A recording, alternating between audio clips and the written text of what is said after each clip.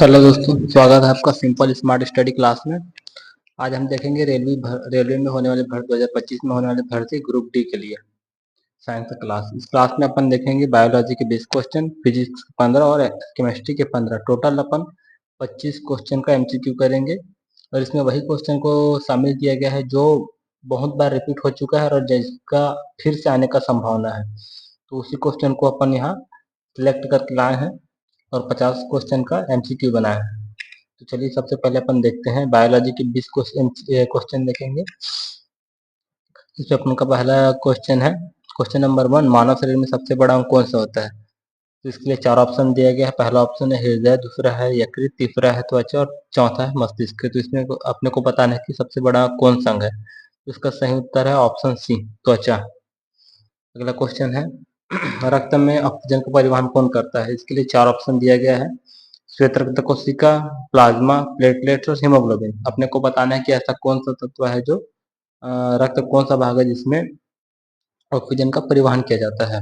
तो इसका सही उत्तर है ऑप्शन डी, हीमोग्लोबिन।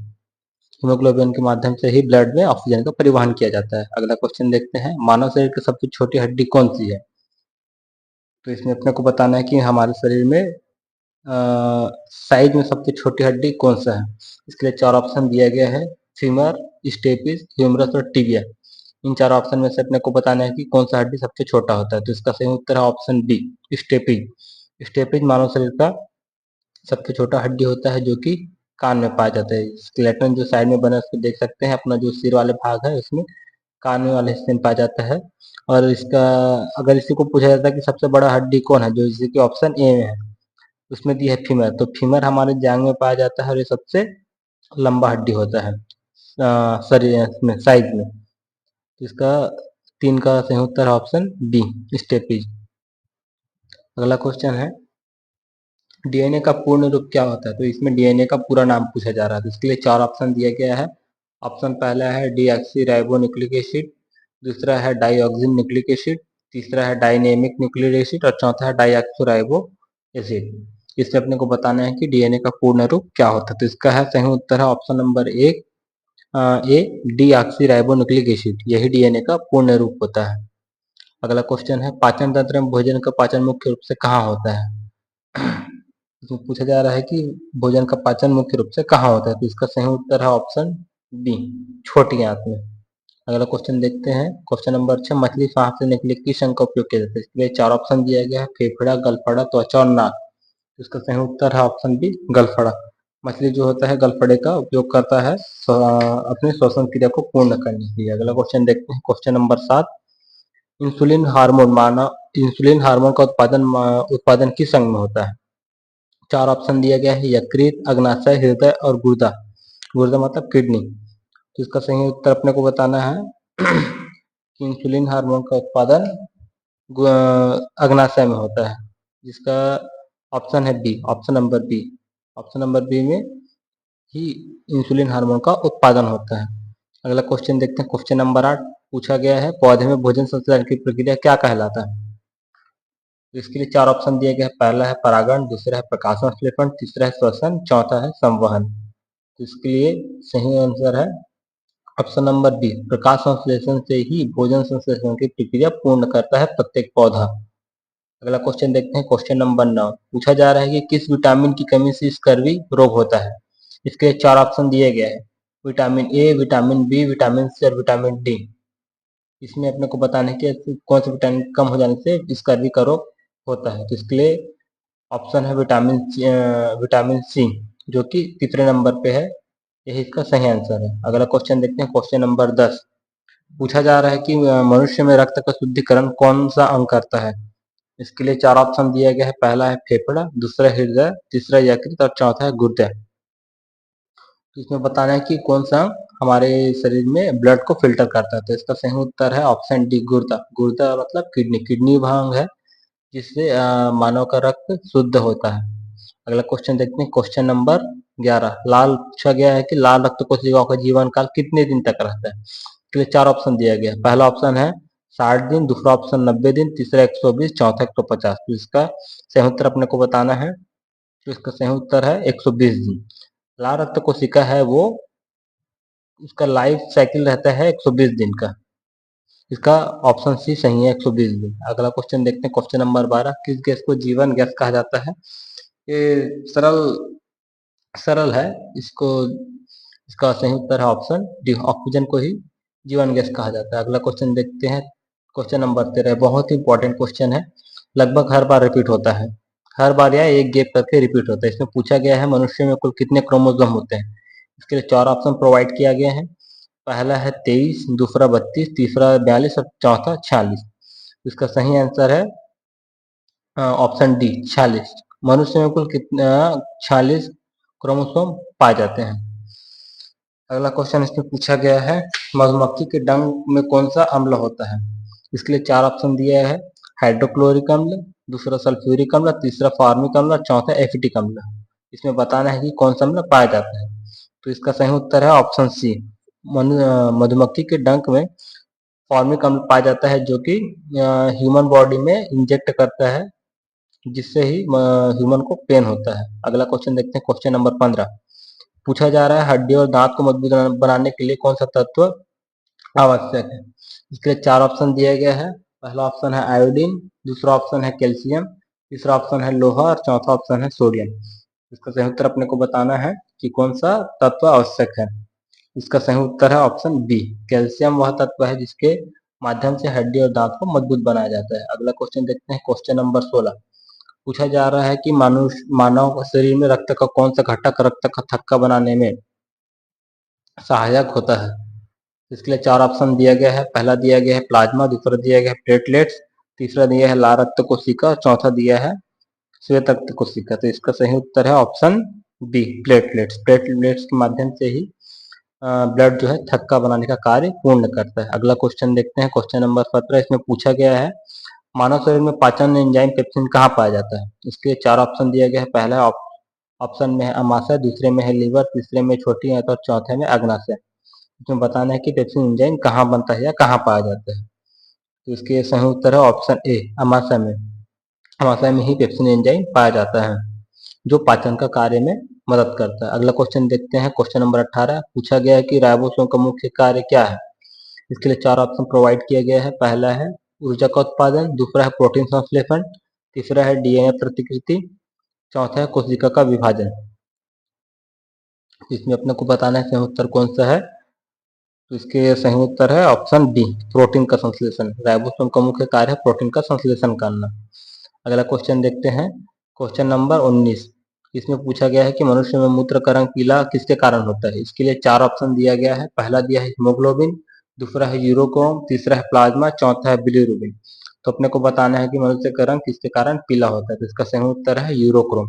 यूरोक्रोम के कारण ही मनुष्य का मूत्र जो है पीला होता है। तो ऑप्शन बी इसका सही उत्तर रहेगा।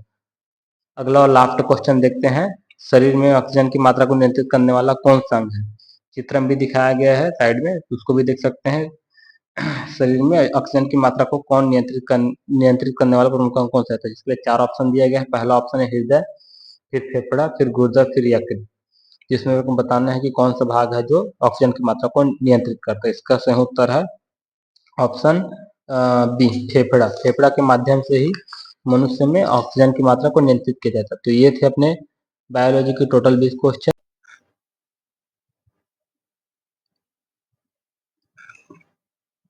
अब हम देखेंगे फिजिक्स के 15 क्वेश्चन। ये क्वेश्चन भी सिलेक्टेड है और चुनिंदा है। देखते हैं सबसे पहला क्वेश्चन। इसमें है पूछा गया है कि ध्वनि की गति अधिकतम किस माध्यम में होता है? तो इसके लिए चार ऑप्शन दिए गए हैं। पहला है ठोस, दूसरा द्रव, तीसरा गैस, चौथा निर्वात। इसका सही उत्तर है ऑप्शन ए, ठोस। ठोस वह माध्यम है जिसमें ध्वनि जो है अधिक गति करता है। अगला क्वेश्चन देखते हैं, क्वेश्चन नंबर 2। पूछा गया है कि न्यूटन की गति के प्रथम नियम को क्या कहा जाता है? इसके लिए चार ऑप्शन दिया गया है। पहला दिया है जड़त्व का नियम, दूसरा है बल का नियम, तीसरा है विक्रिया का नियम, चौथा है ऊर्जा संरक्षण का नियम। तो इसका सही उत्तर है ऑप्शन है जड़त्व का नियम। न्यूटन ने जो गति के प्रथम नियम दिए थे उसको जड़त्व का नियम कहा जाता है। अगला क्वेश्चन देखते हैं, क्वेश्चन नंबर 3। पूछा गया है कि किस ग्रह का गुरुत्वाकर्षण बल पृथ्वी के गुरुत्वाकर्षण बल से अधिक होता है? इसमें चार ऑप्शन दिया गया है। पहला ग्रह का नाम है मंगल, दूसरा शुक्र, तीसरा बृहस्पति, चौथा यूरेनस। तो बताना है कि किसका गुरुत्वाकर्षण बल सर्वाधिक होता है पृथ्वी से। इसका सही उत्तर है ऑप्शन सी, बृहस्पति ऐसा ग्रह है जिसका गुरुत्वाकर्षण बल जो है पृथ्वी के गुरुत्वाकर्षण बल से अधिक होता है। अगला क्वेश्चन देखते हैं, क्वेश्चन नंबर 4 पूछा गया है कि द्रव्यमान का एसआई मात्रक क्या है। इसका लिए 4 ऑप्शन दिया गया है। पहला है ग्राम, दूसरा है टन, तीसरा है किलोग्राम और चौथा है मिलीग्राम। तो द्रव्यमान का जो एसआई मात्रक होता है वो होता है किलोग्राम, अर्थात अपना ऑप्शन सी सही है। अगला क्वेश्चन देखते हैं, क्वेश्चन नंबर 5 पूछा गया है कि किस रंग की तरंग दैर्ध्य सबसे अधिक होती है। इसलिए 4 ऑप्शन दिया गया है। पहला है नीला, दूसरा हरा, तीसरा लाल, चौथा पीला। तो अपने को बताना है कि ऐसा कौन सा रंग है जिसका तरंग दैर्ध्य अधिक होता है। मतलब ये होता है कि उसको दूर से भी देखा जा सकता है। तो इसका सही उत्तर है ऑप्शन सी, लाल। लाल रंग का तरंग दैर्ध्य बहुत अधिक होता है और ये दूर से आसानी से देखा जा सकता है। अगला क्वेश्चन देखते हैं, क्वेश्चन नंबर 5 पूछा गया कि प्रकाश वर्ष किसका मापन है। इसके लिए 4 ऑप्शन दिया गया है। पहला है समय, दूसरा है दूरी, तीसरा है वेग और चौथा है द्रव्यमान। तो इसमें अपने को बताना है कि प्रकाश वर्ष के माध्यम से किसको मापा जाता है। तो इसका सही उत्तर है ऑप्शन बी, दूरी को प्रकाश वर्ष से मापा जाता है। जैसे सूर्य की किरणें पृथ्वी पे आने के लिए कितने प्रकाश वर्ष का वो होता है, उसको प्रकाश वर्ष से मापा जाता है।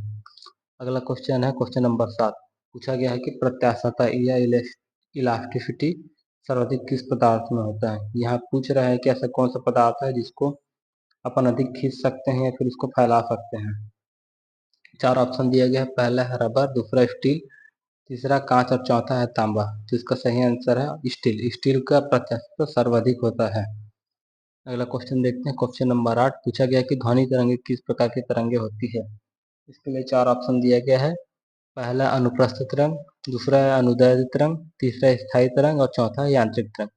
इसका सही उत्तर है अनुदैर्ध्य तरंग। अनुदैर्ध्य तरंग ध्वनि तरंग की ध्वनि जो तो है अनुदैर्ध्य तरंग होता है।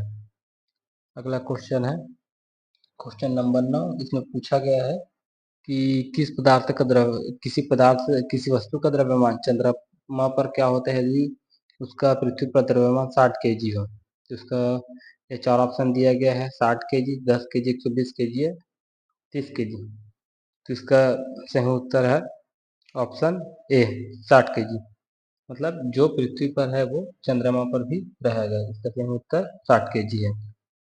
अगला क्वेश्चन देखते हैं, क्वेश्चन नंबर 10 पूछा गया है कि चुंबकीय क्षेत्र की इकाई क्या होता है। इसके लिए 4 ऑप्शन प्रोवाइड किया गया है। पहला है टेस्ला, दूसरा है न्यूटन, तीसरा है पास्कल, चौथा है वॉट। तो इसका सही उत्तर है ए, टेस्ला। टेस्ला जो होता है चुंबकीय क्षेत्र की इकाई होता है। अगला क्वेश्चन देखते हैं, क्वेश्चन नंबर 11 पूछा जा रहा है कि द्रव चलित ब्रेक हाइड्रोलिक ब्रेक किस नियम पर कार्य करता है। इसके लिए 4 ऑप्शन दिया गया है। बर्नौली का सिद्धांत, आर्किमिडीज के सिद्धांत, पास्कल का सिद्धांत और न्यूटन का द्वितीय सिद्धांत। इसके लिए अपने को सही उत्तर बताना है। इसका सही उत्तर है ऑप्शन सी, पास्कल का सिद्धांत। इसी के माध्यम से ध्रुव चलित ब्रेक कार्य करता है। अगला क्वेश्चन देखते हैं, क्वेश्चन नंबर 12 पूछा जा रहा है कि किसी ताप पर सेल्सियस और फ़ारेनहाइट स्केल का मान किस तापमान पर सेल्सियस और फ़ारेनहाइट स्केल का मान समान होता है। इसके लिए 4 ऑप्शन दिए गए हैं।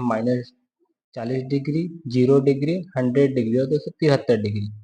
तो इसका लिए सही उत्तर है ऑप्शन ए, -40 डिग्री वह तापमान होता है जिस पर सेल्सियस और फ़ारेनहाइट स्केल का मान समान होता है। अगला क्वेश्चन देखते हैं, क्वेश्चन नंबर 13 पूछा जा रहा है किसी वस्तु की स्थिर विद्युत आवेश स्टैटिक चार्ज को मापने के लिए कौन सा उपकरण का उपयोग किया जाता है। इसके लिए 4 ऑप्शन दिया गया है। पहला है गैल्वेनोमीटर, दूसरा है वोल्टमीटर, तीसरा है इलेक्ट्रोस्कोप, चौथा है बैरोमीटर। इसका सही उत्तर है ऑप्शन सी, इलेक्ट्रोस्कोप। इसी के माध्यम से वस्तु में होने पाए जाने वाले स्थिर विद्युत आवेश को मापा जाता है। अगला क्वेश्चन देखते हैं, क्वेश्चन नंबर 14 इसमें पूछा गया है कि किसी सरल लोलक का आवर्तकाल किस पर निर्भर करता है। इसके लिए 4 ऑप्शन दिया गया है। पहला ऑप्शन द्रव्यमान पर, दूसरा है गुरुत्वाकर्षण त्वरण पर और तीसरा है आयतन पर, चौथा है घनत्व पर। तो इसका सही उत्तर है ऑप्शन बी, गुरुत्वाकर्षण त्वरण पर।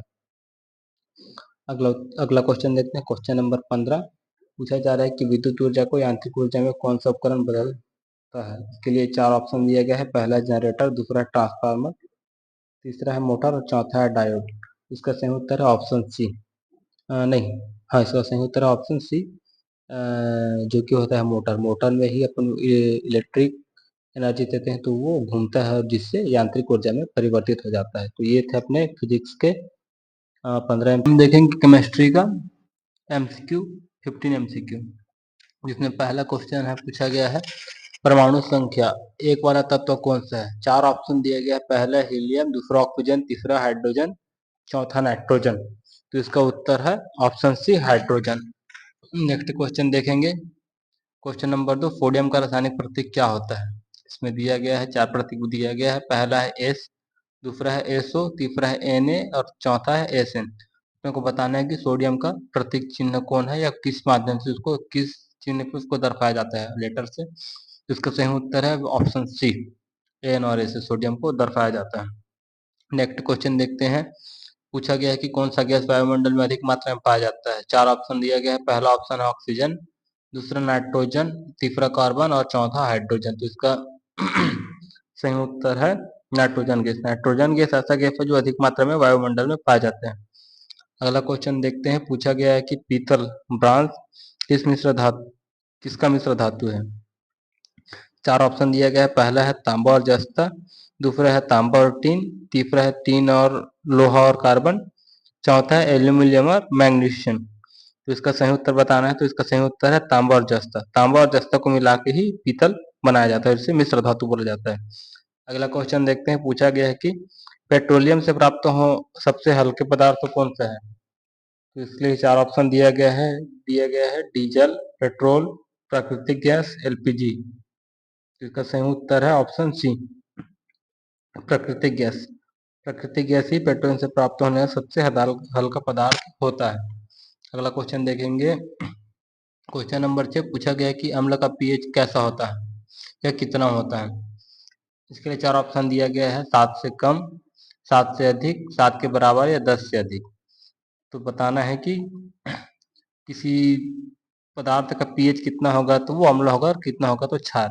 इसका सही उत्तर है 7 से कम। अगर पीएच 7 से कम होता है तो वह अम्ल कहलाएगा और 7 से अधिक होगा तो वह क्षार कहलाएगा। अगला प्रश्न देखते हैं, प्रश्न नंबर 7 पूछा गया है कि दूध में किस प्रकार का कोलाइड उपस्थित होता है।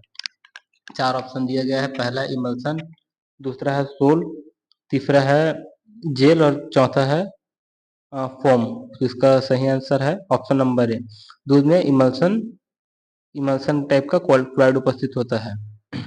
अगला क्वेश्चन देखते हैं, पूछा गया है कि हड्डी और दांत का मुख्य घटक कौन सा होता है। इसके लिए चार ऑप्शन दिया गया है, पहला है कैल्शियम फॉस्फेट, दूसरा है सोडियम क्लोराइड, तीसरा है मैग्नीशियम सल्फेट और चौथा है फेरस ऑक्साइड। इसका सही उत्तर है कैल्शियम फॉस्फेट। यही मुख्य घटक है जो हड्डी और दांतों में उपस्थित होता है। क्वेश्चन नंबर 9 देखते हैं, इसमें पूछा गया है कि सबसे हल्का तत्व कौन सा है। इसके लिए चार ऑप्शन दिया गया है, पहला ऑप्शन है हाइड्रोजन, दूसरा है हीलियम, तीसरा है लिथियम और चौथा है ऑक्सीजन। तो इसका सही उत्तर है option number A hydrogen. Hydrogen सबसे हल्का तत्व है। ऑप्शन प्रश्न नंबर 11, इसमें पूछा गया है कि प्राकृतिक गैस का मुख्य घटक क्या होता है या क्या है। इसके लिए चार ऑप्शन दिया है, पहला है एथेन, दूसरा प्रोपेन, तीसरा मेथेन, चौथा है ब्यूटेन।